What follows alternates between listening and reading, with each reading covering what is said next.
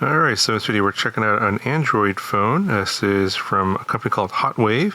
This is the Note 13 Pro, and let's take a quick look at this. I just want to show you this first, and then everything comes in the box. I took everything out. You get a nice TPU case that wraps around this. It's made specifically for this phone. That's included, although it's just a clear color. You get a SIM removal tool, and they get a small user's manual. I think it comes in multiple languages. And this is the charger that's included along with the USB-C cable. It's USB-C to USB-C. And I think this is either Euro or Chinese adapter. If you're buying it from AliExpress, it's probably going to come with this one. If you're buying from Amazon, it'll probably come with a US adapter. But here are the ratings on here. It is a GAN adapter. It's and the phone does 18 watts, so this thing here will do 20 watts max, so no problem there. And then you do get a screen protector that's inside this foam. It's I believe it's like tempered glass. This is what it feels like. It doesn't feel like plastic. The phone itself came with a plastic screen guard already attached. As you can see, it's a little bit already starting to peel up. I left it on there. It was fine. It felt fine. So I just, decided to just leave it on. All right. So here's a quick look around the phone. I'll talk about all the specs here in a second. It's a 6.6-inch screen. There is your SIM tray there. It does take 2 SIMs, or up to 2 SIMs, or you can do a micro SD card and 1 SIM. I think the max is 1 terabyte on the micro SD card, and I have 1 SIM in there. No memory card in there currently. It is a fingerprint magnet. As you can see, it's very reflective on the sides. I've been using it mostly in the case, but the back is like this matte finish, and I don't think this is glass. It does feel like maybe it's some sort of a glass surface here. It comes in black, and the other color is purple, so I'm not really sure what that's like, but I think it looks pretty cool. I just feel like it's a sort of a polished glass matte finish. And you can see we have these 3, it looks like 3 cameras. Obviously they're going for the iPhone look. There's a lot of phones like this that kind of copy the iPhone look, although it's Android. So you get a flash, and the 50 megapixel camera is the one over here, and there's an alternative camera here that it uses. You can't actually get any images out of this one, but it uses this in combination with the 50 megapixel camera to improve the photos. Although honestly, it's very limited in function. It looks a little bit better than your typical, $100 Chinese Android phone camera. Obviously, they're doing a little bit of some software magic in the background. And I believe these here are sensors in terms of determining focus. So really you only get one, even though it looks like you get 3 cameras, you really only get 1 camera, and then like a helper camera here along with the flash. But they designed this so it looks like it's an iPhone. So the video you get out here is also like only 1080p. You can't get 4K video, and it's because of the processors in here. It's a Unisoc T606, so it is somewhat limited in terms of the kind of video you can get. So obviously at this price point, it's going to be around $100. They're targeting people that don't really care about the camera so much. It's an okay camera. You'll get, if you want to take photos and some simple videos, it'll do the job. Not going to be amazing. Not going to blow any socks off. Obviously, if photos and videos are a priority for you, then you're probably going to want to look for a phone that is at a much higher price point. Something in the 400 and plus in price range for a better camera. But in terms of the rest of the functionality, screen, obviously Wi-Fi, internet use, use over your phone network, data, and voice calls works really well. Playing videos works really well.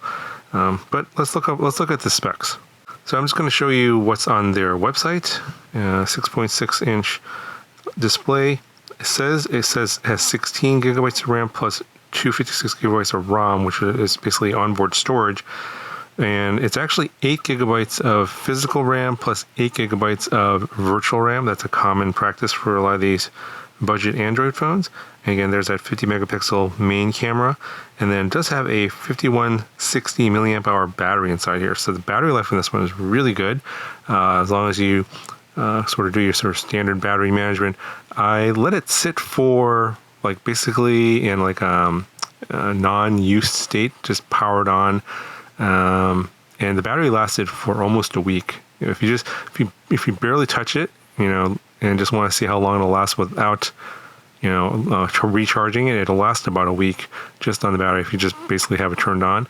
But if you're obviously using it on a daily basis, on and off, surfing the web, playing videos, that kind of stuff, typically I can get through a full day without any problems. So like I can pretty much use it the entire day, a full like 8 to 10 hours, and I still have plenty of battery left, maybe like 20%, and then I can just charge it at the end of the day. So battery life on this one is very nice. Again, there's the purple color and that's the black color.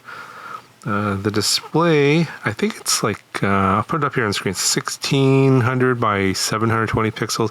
So it's not a high resolution display. They're calling it an HD plus display. It's a big display, but for your, obviously in your like, flagship smartphones, they have those like really high density pixel displays. Obviously this one doesn't have that, but it is totally fine in terms of, surfing the web and watching videos. There's no problem. Does come with Android 13. It's a little bit outdated. This phone's been out for a little while, so I don't know if they're going to be updating that. Probably not. Typically, they don't do Android updates on these budget phones, and so what you get. It does have face unlock. The camera in the front here is a 16 megapixel shooter, and so it's an okay camera. Nothing to write home about. Display. It does have a 90 hertz dynamic refresh rate, so if you're looking for faster refresh rate screen for gaming, it does show its potential there. It's like, but the super high-end games don't really work that well on this one. So I would say for like your average games out there, it's totally fine. Like I'm showing here a little clip of how Asphalt works. Asphalt 8, I think, installed here. I mean, basic games will work fine. I think if you're looking at like high-end 3D shooters, that kind of stuff, this phone, because of the Unisoc T606, is a little bit limited. Obviously, if you're looking for high-end gaming, your budget's really going to be in the $500 to $1,000 range for some sort of flagship phone. So just keep that in mind. You are kind of getting what you pay for here. It is about a $100 phone. There's a fingerprint reader here on this side. And there's the volume rocker over here. So I forgot to mention, there's nothing on the top. Yeah, nothing there. And then the bottom is just the USB-C port. Does 18-watt fast charging with the charger that's included. And you have your 2 speakers here on the bottom. So when you're watching videos in landscape mode, all the sound comes from the right side, or from only one side. So something to keep in mind. All right, moving on to the rest of the features here. It does have an NFC, again, 16 megapixel front camera. The Unisoc T606, it's an 8-core processor. Again, for basic tasks, totally fine, but not really for high-end stuff. And then again, 256 gigabytes of onboard storage. So if you don't really put a ton of stuff on your phone, that's going to be plenty for most people. Actually, most phones, entry-level phones only have 128 gigabytes. So this one does have double that. Plus, the SD card slot can take a 1 terabyte expansion module. So plenty of storage options in this one. It does have GPS on there, along with the GLONASS, Baidu, and Galileo. 4G global network. It does work with T-Mobile. That's what I tested it with. So if you're wondering about other networks, I would look at the advanced specs on the product page to see if it works with like Verizon. I don't have those services. I didn't test those. Here's the SIM card slot tray, and you see you can use either 2 SIMs or a micro SD card slot, or a micro SD card slot and 1 SIM. 8 gigabytes of RAM plus the virtual RAM. 50 megapixel rear camera. And again, there's the battery specs. Weighs 236 grams. It's not a super heavy phone, but again, not the lightest phone out there. 8.9 millimeters thick. Yeah, so there's the resolution on the display. It's 1612 by 720. It has a 273 ppi pixel density, and it's 500 nits brightness. It is 500 nits is good enough. You can see it fairly well even in bright sunlight outdoors. And just to show you video playing on here, so one of my old videos, and very bright. I don't even have the brightness at the maximum, and even under these bright lights, it's very clear. You can see the video no problem. Even though it's only playing at 1080p, but it's very nice, very sharp. Colors are very good. Really no complaints overall with the screen, and the video performance is pretty good to me. And just for size comparison, here it is next to my Samsung S22 Ultra. So height-wise, pretty similar. And then the S22 is a little bit wider than this phone. So this one's a little bit narrow, so a little bit easier to hold. But in terms of size and weight, this weighs a little bit less and a little bit narrower than the S22 Ultra. So overall, the conclusions in this one is that it pretty much appropriate for the $100 price point. And depending where you look, it's going to be a little bit more, perhaps a little bit less. It kind of depends on when you find it and where you find it at. I'd say for the money, for the price point, it's fine. It's got adequate performance for your basic tasks, surfing the web, watching videos, checking emails, that kind of thing, reading, ebooks and listening to podcasts. It'll do most of those functions just fine. Bluetooth and all those other things work fine.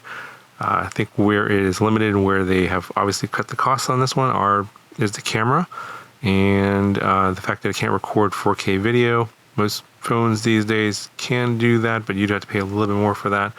Would have been nice to see 4K video in this price point, but honestly, I don't know of one that does. If you guys know of one that's like a recent phone that's been out in the last few months, that's around the $100 price point, that can shoot 4K video without any mods, let me know in the comments. I'm really curious because I don't really know of any off the top of my head.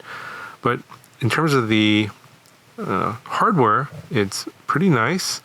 The build quality is nice. The functionality is good. Overall, really can't complain too much at this price point. You kind of, when you're spending $100 and you get something like this, I really can't complain too much. I feel like you get pretty much what you pay for and then some.